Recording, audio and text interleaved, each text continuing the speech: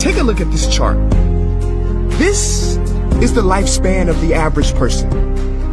On average, we live about 80 years. If we're lucky, we start working at about 18, and we work, and retire at about 67. Now, what does this tell you?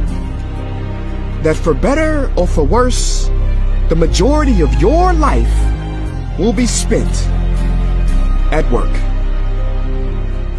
Do not spend that time unhappy. Like my friend Jay. See, Jay would always say, when I finish school, then I'll be happy. Well, Jay finished school, but he wasn't happy. So then Jay said, when I get a job, then I'll be happy. Jay got a job, but he still wasn't happy. So Jay said, when I get married, settle down, and have kids, then I'll be happy. Well, he got married, settled down, had 2 kids, but still wasn't happy. So then Jay said, okay, when the kids leave home and I retire, then I'll be happy. Well, the kids left home and he retired, but he still wasn't happy. So Jay started going to church.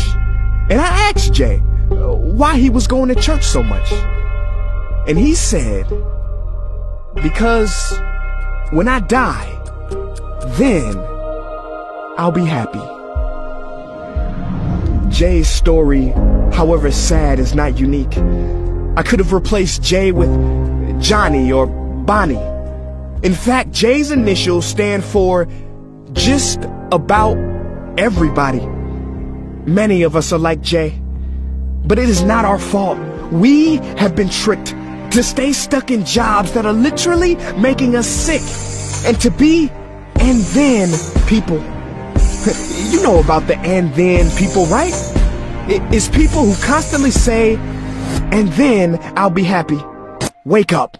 Stop playing with your life. This ain't a video game. This ain't Mario Kart. This ain't Fortnite. There is no try again button, no option to redo this level. When the game's over, game's over. But there is one cheat code to the human console, and that is to take control. And to stop buying into the lies society has told, like how overworking is cool and being stressed out is a status symbol. Oh, and I almost forgot the biggest lie. Keep a work-life balance. Now, on the surface, you may not see how crazy that sounds, but think about it. Work-life balance?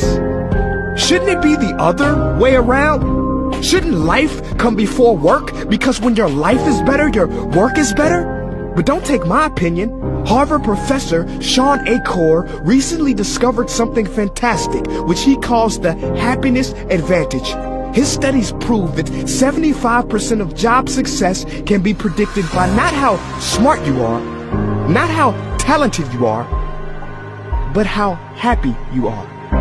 His research is decisive. He says when you're happy, your intelligence rises, creativity rises, your productivity rises. And you know what else is funny? You also make more money. But here's the real kicker. You live longer too.